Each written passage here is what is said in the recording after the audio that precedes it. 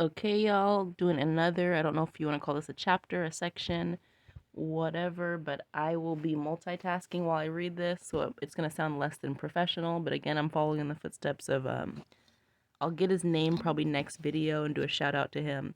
But just, he was reading another book that's like in the same theme of Mariame Kaba and all that, like just abolition and, new ideas for how to change things. And I just, again, I'm just following his example, and I just thought it was a good idea to not strive for it being perfect,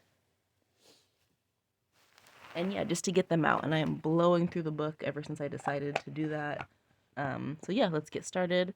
A jailbreak of the imagination, seeing prisons for what they are and demanding transformation. Don't mind the sound of my grinder back here. Like I said, I'm gonna be doing all kinds of stuff. Um, did I read that all the way through? A jailbreak of the imagination, seeing prisons for what they are and demanding transformation with Kelly Hayes, Truth Out, May 2018. Our current historical moment demands a radical reimagining of how we address various harms. The levers of power are currently in the hands of an administration that is openly hostile to the most marginalized in our society. And then in parentheses, we have Black people, Native people, the poor, LGBTQ people, immigrant communities, and more, of course. While we protect ourselves from their consistent and regular blows, we must also fight a vision of the world we want to inhabit. Fight for a vision of the world we also want to inhabit. For us, that's a world where people like Tiffany Rusher, who began a 5-year sentence at Logan Correctional Center in Broadwell Township, Illinois, in 2013, are not tortured to death in the name of safety. And safety is in quotes there. Our vision insists on the abolition of the prison industrial complex as a critical pillar of the creation of a new society. Imprisoned on charges related to sex work, Tiffany Rusher was eventually placed in solitary confinement for getting into a physical struggle with one of her cellmates. During her time in solitary confinement, Rusher's mental health began to deteriorate, initiating a cycle of self-harm. After a series of suicide attempts and periods of solitary confinement, Rusher was placed on crisis watch for a period of 8 months. Goodness. According to Rusher's lawyer, Alan Mills, being on crisis watch meant being stripped of all clothing and belongings and placed in a bare cell with only a suicide smock, a single piece of thick woven nylon, too stiff to fold, with holes for one's head and arms. During this time, Rusher was monitored through a plexiglass wall with lights on 24 hours a day. Rather than receiving mental health care, Rusher was kept naked except for her rigid smock in an empty cell. She was given strict, dehumanizing instructions about how to wipe herself and manage her menstrual cycle, which included a requirement that her hands be visible to the guards watching her at all times. In order to read, Rusher had to persuade a prison guard to hold an open book against the glass of her cell and turn each page as she finished reading it. As time wore on, Rusher asked her attorney who in her situation wouldn't want to kill themselves. At the end of her sentence, Rusher was finally transferred to a mental health facility. Rusher, who disclosed to her doctors that she'd experienced childhood sexual abuse, had received dozens of diagnoses over the year, including schizoaffective disorder, but nonetheless made great strides while in treatment. 8 months into her inpatient care, however, Rusher got into an altercation with another patient. Rather than treating the episode as a symptom of her mental health problems, she was sent back to jail, where the cycle of carceral violence continued. After Rusher's death, her mother, Kelly Andrews, said in a statement, "Tiffany was a beautiful soul with hopes for her future. She was looking forward to coming home with her family. We miss her every day." Sangamon County Jail returned Rusher to her solitary confinement, where she remained for 3 months before being found unresponsive with a ripped piece of towel around her neck. Rusher died 12 days later when the hospital removed her from life support. In the words of Mills, first they tortured her, then they killed her. At the time of her death, Tiffany Rusher was 27 years old. Sadly, what Rusher endured was not exceptional. The U.S. prison system is designed to crush people like Tiffany Rusher every day, with only a small section of society laboring to help prisoners save themselves from being ground under. In Rusher's case, the attorneys and staff of Uptown People's Law Center in Chicago were her defenders. But in the end, the wounds inflicted by the system were too deep, and the cycle of carceral violence was simply too entrenched to interrupt. Rusher, now a statistic to the world at large, and a court filing to her attorneys who would hold accountable for her death. was refused any recognition of her humanity while incarcerated. Okay, I got that. But Russia was not a number. She was a human being, and restoring our awareness of the humanity of prisoners is a crucial step towards undoing the harms of mass incarceration. As prison abolitionist, grassroots organizers, and practitioners of transformative justice, our vision for 2018 is one of clear-eyed awareness and discussion of the horrors of the prison system and the action that awareness demands. As a society, we have long turned away from any social concern that overwhelms us. Whether it's war, climate change, or the prison industrial complex, Americans have been conditioned to simply look away from profound harms. Years of this practice have now left us with endless wars, dying oceans, and millions of people in bondage and oppressively policed. It is time for a thorough, unflinching examination of what society has wrought and what we have become. It is time to envision and create alternatives to the hellish conditions our society has brought into being. Okay, I'm still somewhat in the middle of a smoke break, but here we are, going off of the illusion of a new idea. Outspoken opponents of abolishing the prison industrial complex typically portray abolitionists as politically inactive academics who spout impossible ideas. None of this could be further from the truth. Abolitionists come from all backgrounds, and most are politically active. From bail reform to strategic electoral interventions and mutual aid, prison abolitionists are steady at work in our communities, employing tactics of harm reduction, lobbying for and against legislation, defending the rights of prisoners in solidarity with those organizing for themselves on the inside, and working to forward a vision of social transformation. As a political framework, abolition has gained significant ground in recent years, with groups like the National Lawyers Guild adopting the philosophy in their work. Cool. A growing number of grassroots abolitionist organizers have co-organized nationally recognized campaigns such as the Buy Anita effort in Chicago, which helped to successfully remove former state attorneys Anita Alvarez from office. Abolitionist organizers also helped lead efforts to win reparations for survivors of torture that occurred under the now infamous police commander John Burge in Chicago, a city that has, over the past 2 decades, become a hub of abolitionist organizing. Abolition is a practice or a practical organizing strategy. Like any enterprise that was born of a manufactured demand, prisons perpetuate themselves, and that requires the maintenance of conditions that foster crime. From 1978 to 2014, the U.S. prison population rose 408%, largely filling its cages with those denied access to education, employment, and human services. About 70% of the prisoners in California are former foster care youth, and given that the system is actually geared towards recidivism, there can be no argument that the prison system supports either public safety or the public good. I need to look up recidivism. I don't remember what that means. Our failure to build a culture of care that nurtures human growth and potential rather than incubating desperation ensures that more quote-unquote criminals will be created and subsequently punished, to the great benefit of those who profit from industries associated with incarceration. Prison is simply a bad and ineffective way to address violence and crime.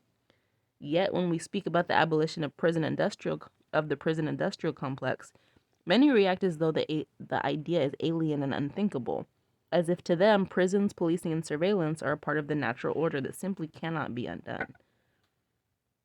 In truth, the prison system did not see its most massive population surge until the 1980s, when deindustrialization created the need for dungeon economies to replace lost jobs, and a backlash against the civil rights movement and other social gains by Black people propelled heightened efforts at social control.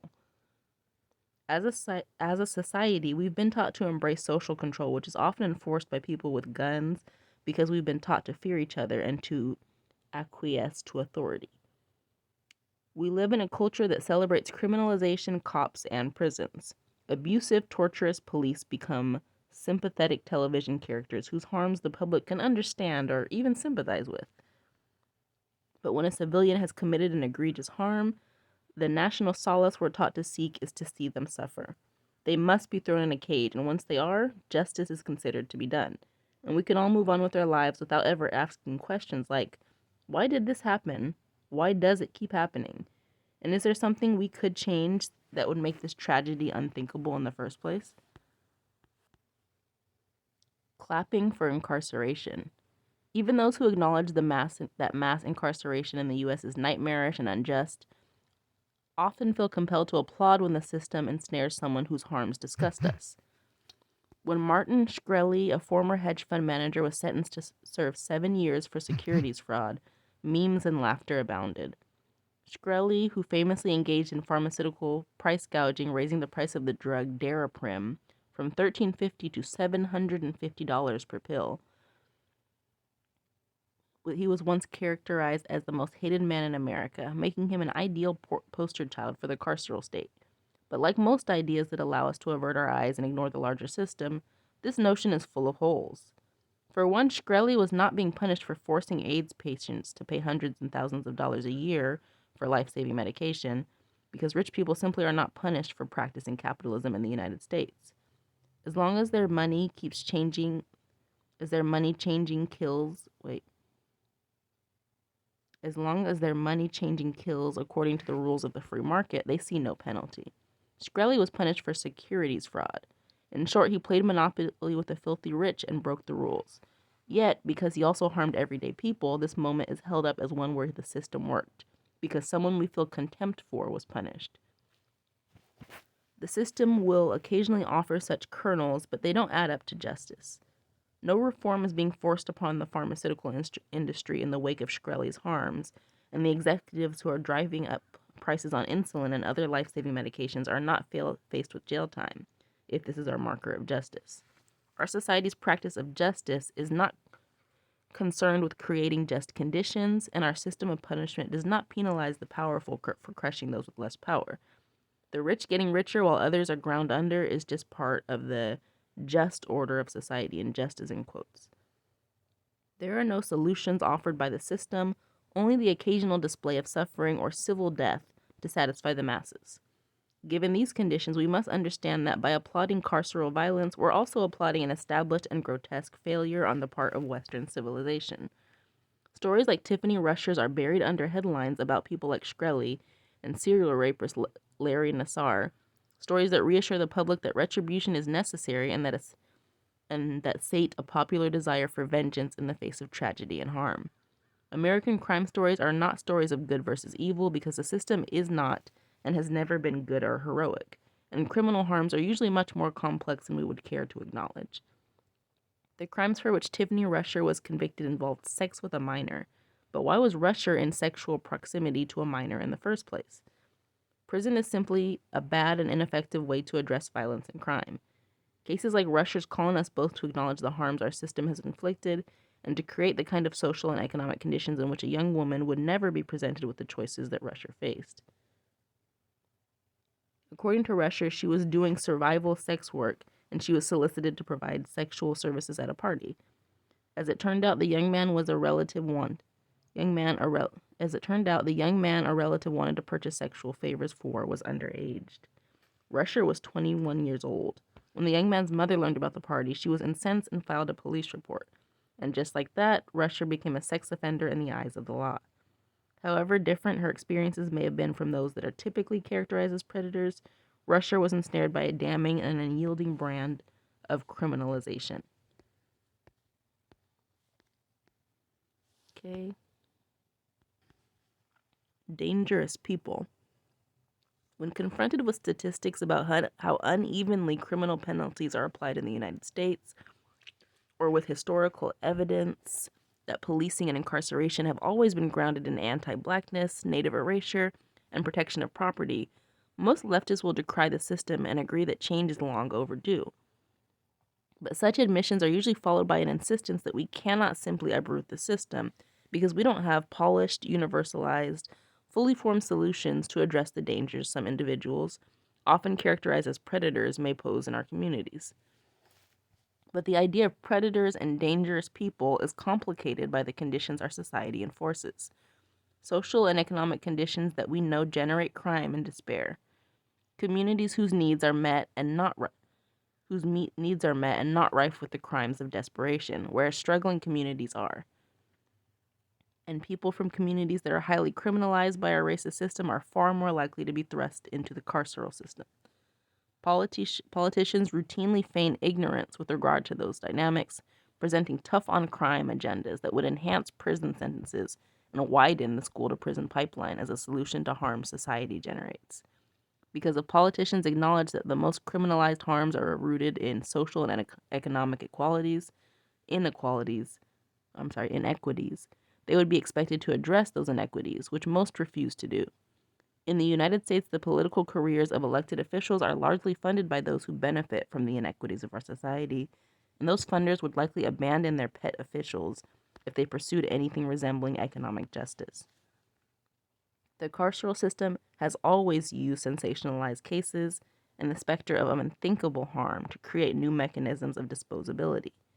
Those mechanisms are what feed bodies to hungry dungeon economies, while we are distracted with our own fears of quote-unquote bad people and what they might do if they aren't contained. Of course, a system that never addresses the why behind a harm never actually contains the harm itself. Cages confine people, not the conditions that facilitated their harms or the mentalities that perpetuate violence. Yet, for some reason, even people who are well-versed in the dynamics of the system often believe law and order moments are possible, when just for a moment an instrument of the state violence can be made good. In their essay on the University and the Undercommons, writers and scholars Fred Moten and Stefano Harney underscore why abolition is important as a political framework and organizing strategy.